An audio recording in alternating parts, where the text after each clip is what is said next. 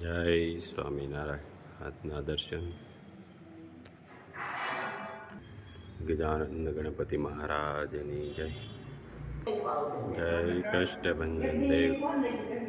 Good morning Gullabhai. જય Swaminarayan. Good morning. જય સ્વામિનારાયણ. જય સિયારામ. જય શ્રી કૃષ્ણ. આજે કેમ ગુલાબભાઈ મોર્નિંગમાં છત ઉપર આટા મારવાનું ચાલુ કરી દીધું? છત ઉપર એવું હતું, કાલે દીપડો અહીંયા હતો, આવી ગયો હતો ઘરની પાછળ. પછી અહીંથી એને આમ બધા અવાજ કરીને અટકાર્યો તો ઠેઠ આમ પછી ખાદી પાસે આવ્યો હતો. ખાદી પાસે ગયો તો ત્યાં આપણે ફોરેસ્ટ વિભાગવાળાએ પિંજરું મેક્યું હતું, એ પિંજરામાં આવી ગયો. એટલે આ ગામમાં જ્યારે અમુક આ દીપડા ને એ છે એ આવી જાય તો એ માણસને નુકસાન કરે. એટલા માટે ફોરેસ્ટવાળાની ટીમ સખત ઊભી હોય કે તરત ત્યાં એનું પિંજરું મેકી દીધું અને તરત પિંજરામાં પૂરી અને લઈ ગયા. હવે એ થોડાક આગળ જંગલમાં વધારે આમ ઘાટું જંગલ હશે ને ત્યાં છોડી દઈએ. અને બીજું એક કે કાલે વનિતાબેન USA ત્યાંથી ફોન આપણે આવ્યો હતો કે ગુલાબભાઈ અમે અહીંયા 35 માજીઓ છીએ એનો ગ્રુપના, એ 35 માજીઓ આપણા વિડીયા જોતા હતા. અને વનિતાબેનની આજુબાજુમાં બીજા જે નજીક રહે છે એવા 5 માજી હતા. એ 5 માજી બધાય સાથે મળી અને રોજ આપણો વિડીયો જોવે અને પછી બધા ઘડીક વાર બેસે ને પછી અલગ પડે. અને બહુ આનંદ થતો એ કે એમાંથી એક માજી અમારો વિડીયો જોઈ અને વિડીયો પૂરો થયો ને ધામમાં ગયા. એટલે બેનનો ફોન આવ્યો કે તમારો વિડીયો જોતા ધામમાં ગયા, બહુ ખુશ હતા. એટલે એ માજીના આત્માને મારા સ્વામિનારાયણ ભગવાન શાંતિ આપે અને હંમેશા એ આત્માને એના ચરણોમાં રાખે એવી સ્વામિનારાયણ ભગવાનના ચરણોમાં પ્રાર્થના કરીએ છીએ. અને માજીના આત્માને શાંતિ દેજો પ્રભુ અને તમારા ચરણોમાં રાખજો. જય સ્વામિનારાયણ.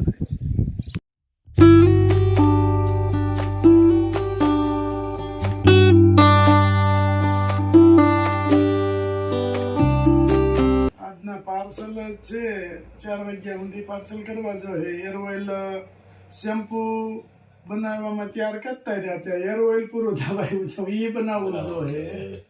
એટલે આજ પાર્સલ ઘણા બધા છે. અને કાચરી છે, ઘી છે, આ શેમ્પૂ, હેર ઓઇલ, સાબુ બધાય પાર્સલ છે આજે.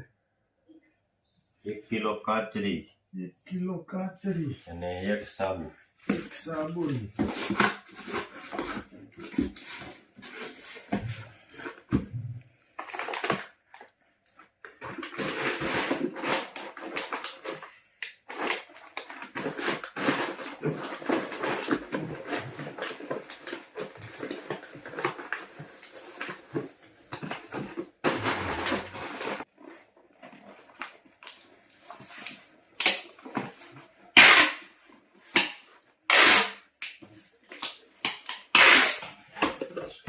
એક હેર ઓઇલ, શેમ્પૂ.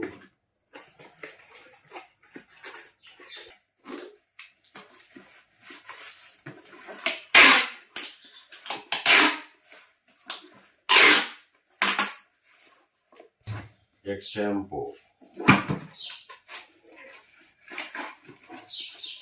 મસ્ત shampoo.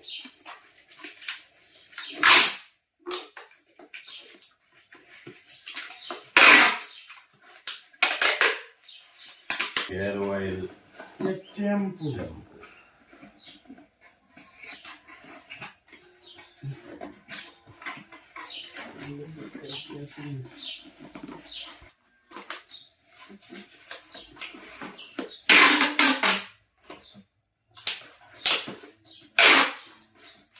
Hair oil, 2 shampoo. 2 hair oil અને 2 શેમ્પુ. Hair oil, 2 shampoo.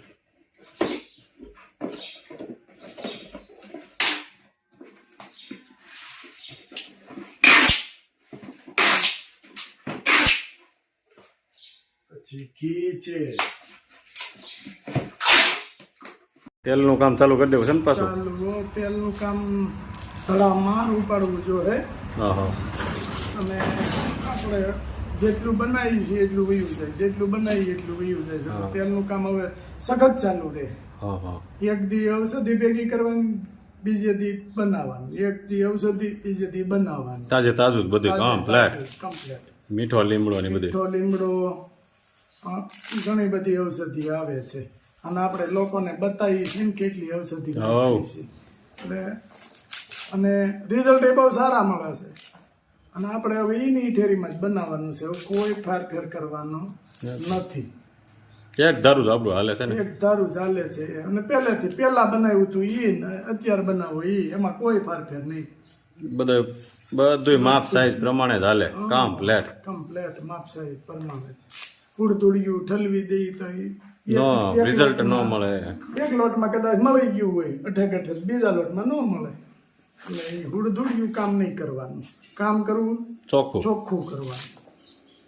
અને લોકોને પૈસા કાંઈ મફત નથી આવતા, બધા મહેનત કરીને લાવે છે. આપણે કેમ મહેનત કરવી છે એમ એ લોકો મહેનત કરતા. બધા પોતપોતા જે નોકરિયાત હોય તો એને બિચારા 12 કલાક બે હે પગાર મળે, ત્યાં સુધી પગાર થોડો એને મળે. એટલે એ પૈસા એની છે તો મહેનત નથી ને. એટલે આપણે આપણો એક ધ્યેય જ છે કે કોઈને લૂંટવાની વાત જિંદગીમાં વિચારવાની જ નહીં. જેથી તમે જિંદગીની અંદર લૂંટવાની વાત વિચારશો તેથી તમારું પતન પાકું છે. એ 5 દી જ હાલે. લૂંટ કેટલા દી હાલે? 5 દી. અને ભગવાને ચોખ્ખું જ કીધું છે શિક્ષાપત્રીમાં, કીર્તનોમાં કહે છે કે મારી મરજી વિના કોઈથી તવણું ન તોડાય.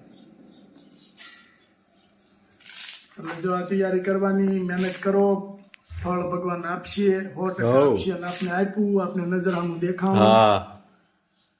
નકર આપણે જ પરિસ્થિતિ ખરાબ જ હતી ને. આપણે છૂટા થયા ત્યારે આપણી પાસે શું હતું? કાંઈ નહીં. તો એ ભગવાને એટલે પગાડી દીધા, એટલે ઘણું પણ નીતિ હાસી રાખો તો.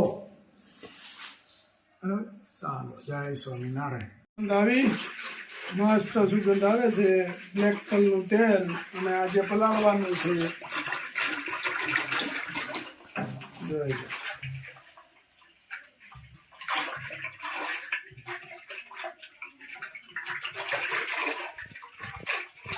ચાલો, આ લીલી ઔષધિ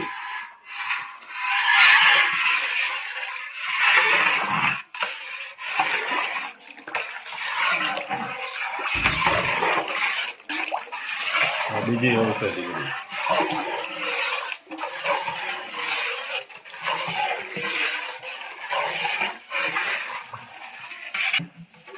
આ બધી લીલી ઔષધિ.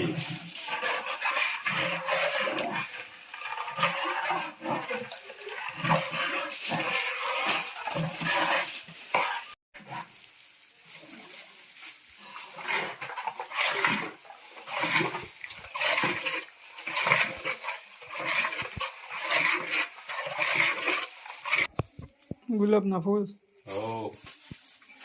ગુલાબના ફૂલ.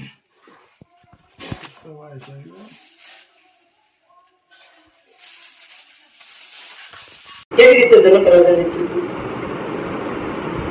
સપનું આવ્યું અને સપનામાં શું થઈ ગયા?